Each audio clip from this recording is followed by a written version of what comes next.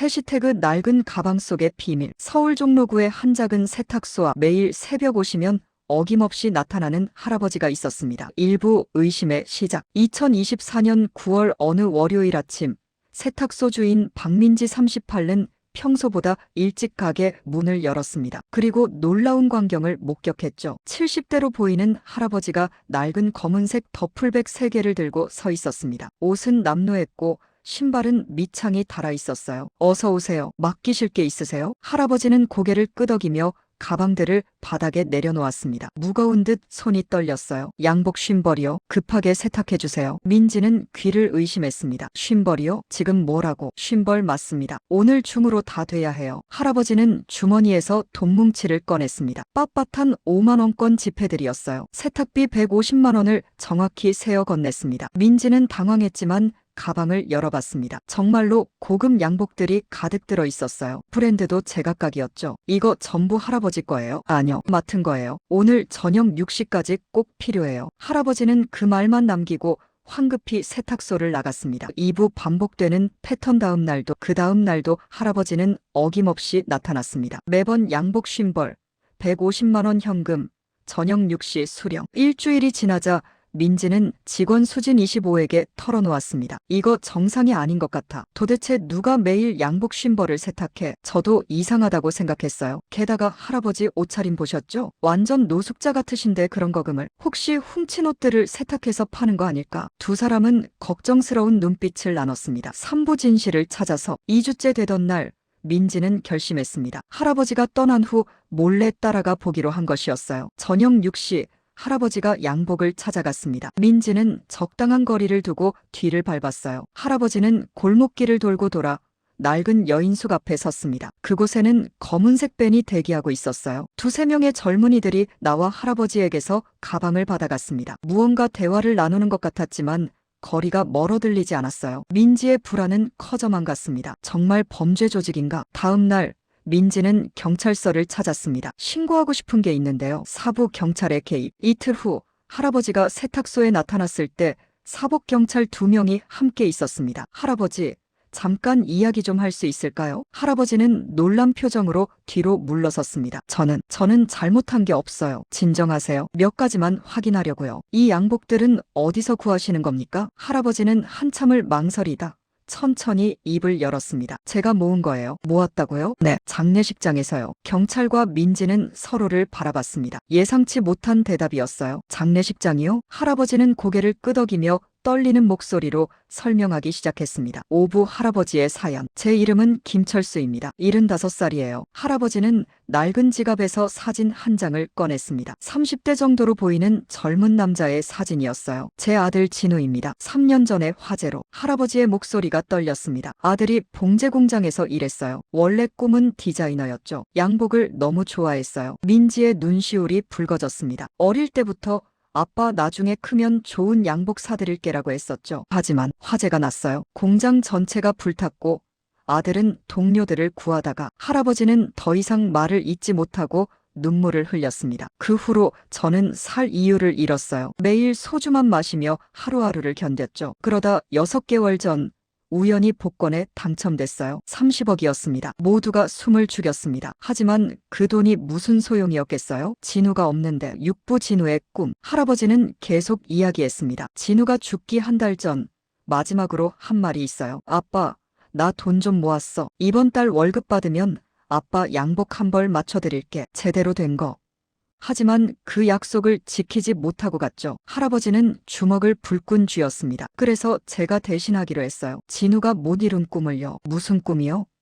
경찰이 물었습니다. 장례식장에 가는 사람들에게 깨끗한 옷을 입혀주는 거요. 민지는 이해할 수 없다는 표정을 지었습니다. 장례식장요? 네. 진우가 생전에 말했어요. 아빠, 나중에 돈 많이 벌면 장례식장 가는 가난한 사람들한테 양복 빌려주고 싶어. 마지막 가는 길은 다들 품위 있게 가야 하잖아.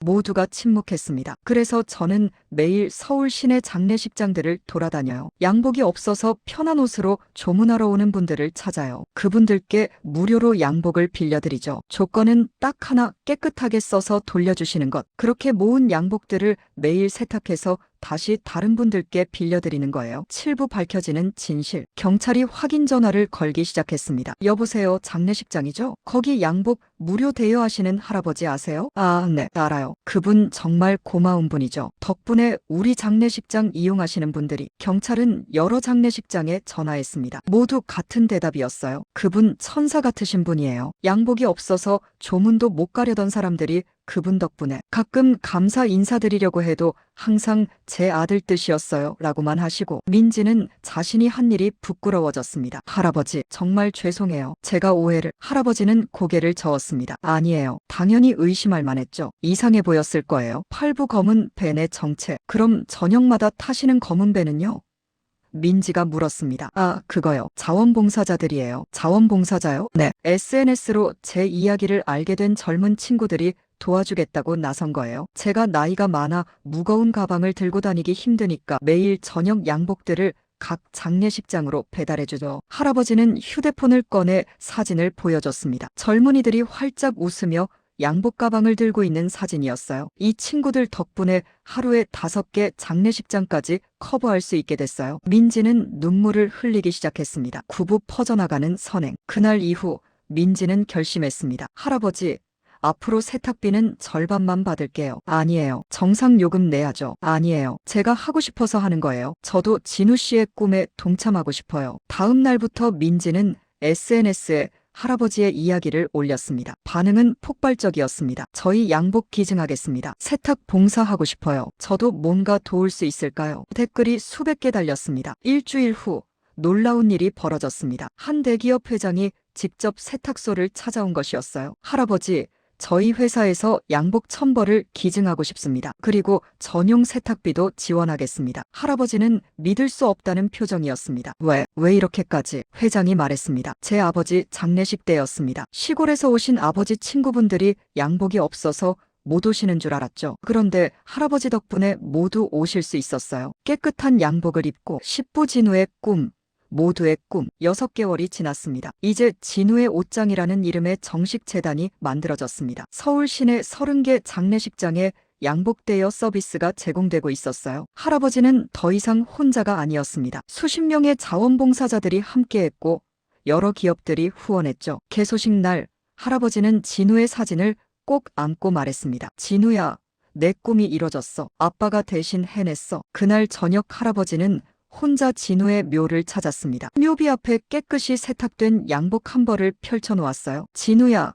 이거 아빠가 내가 사주고 싶어 했던 양복이야. 비록 내가 직접 사준 건 아니지만 내 뜻으로 산 거야. 내가 꿈꾸던 세상을 만들고 있어. 이제 아무도 마지막 가는 길을 초라하게 가지 않아도 돼. 봄바람이 불어 벚꽃잎이 날렸습니다. 할아버지는 하늘을 올려다봤어요. 고맙다, 진우야. 아빠에게 살아갈 이유를 줘서. 에필로그. 1년 후 진우의 옷장은 전국 100개 도시로 확대되었습니다. 민지는 이제 재단의 사무국장이 되어 할아버지를 돕고 있습니다. 세탁소 앞에는 작은 동판이 붙어 있습니다. 마지막 가는 길은 누구나 품위 있게. 마이너스 진우의 꿈, 우리 모두의 꿈. 할아버지는 여전히 매일 새벽 세탁소에 옵니다. 하지만 이제는 혼자가 아닙니다. 수많은 사람들의 마음이 함께하고 있으니까요. 진우의 꿈이 모두의 꿈이 되었으니까요. 진실은 이것이었습니다. 의심스러워 보였던 행동 뒤에는 아들의 못다한 꿈을 이루려는 아버지의 사랑이 있었습니다. 때로 우리는 겉모습만 보고 판단합니다. 하지만 그 안에는 우리가 모르는 아름다운 이야기들이 숨어 있을지도 모릅니다.